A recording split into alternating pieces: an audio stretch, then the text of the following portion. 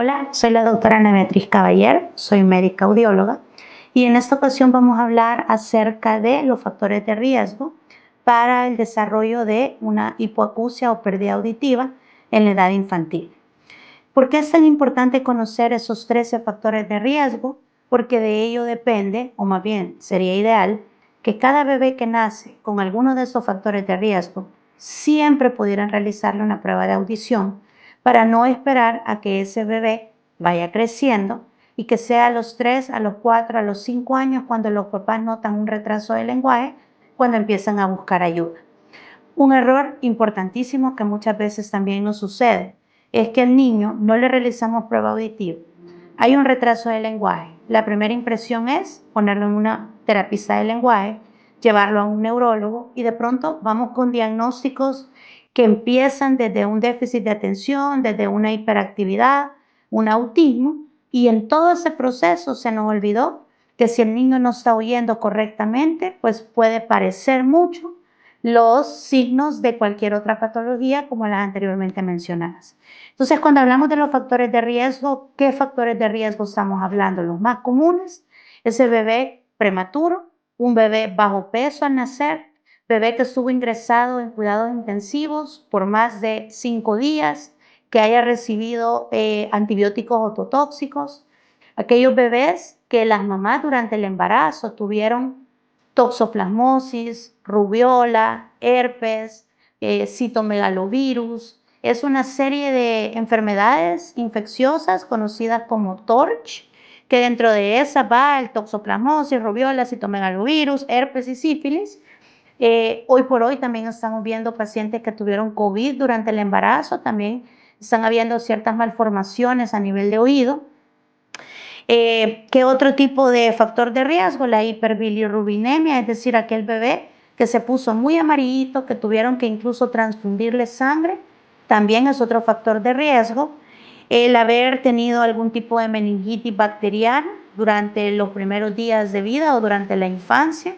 La meningitis, y hay vacuna para prevenir la meningitis es una de las enfermedades infecciosas a nivel cerebral tan grave que puede dejarnos a ese bebé con pérdida auditiva completa en los dos oídos, y las consecuencias en estos casos es de correr para poner un implante coclear si queremos durante esos primeros periodos de tiempo que no se nos haga una osificación de esa cóclea, que no se nos haga una pelota de hueso, ¿verdad? Una masa de hueso que impida en un futuro incluso poder poner un implante coclear.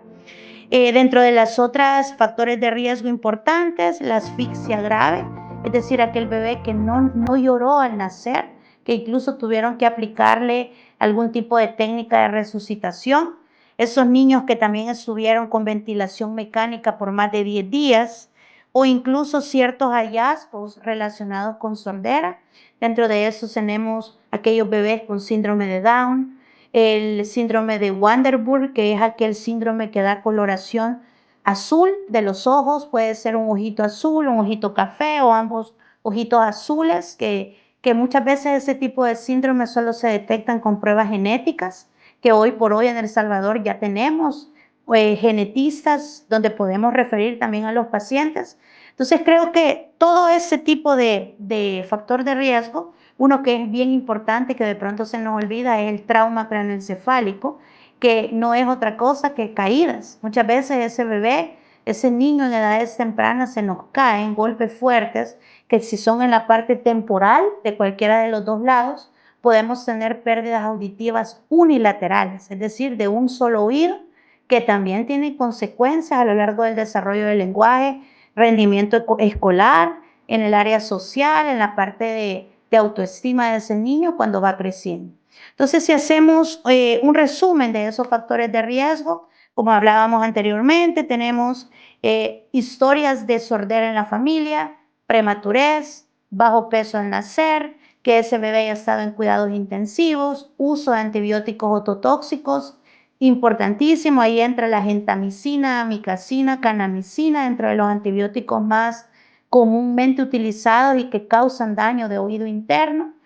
Las meningitis, la asfixia grave, ventilación mecánica por más de 10 días.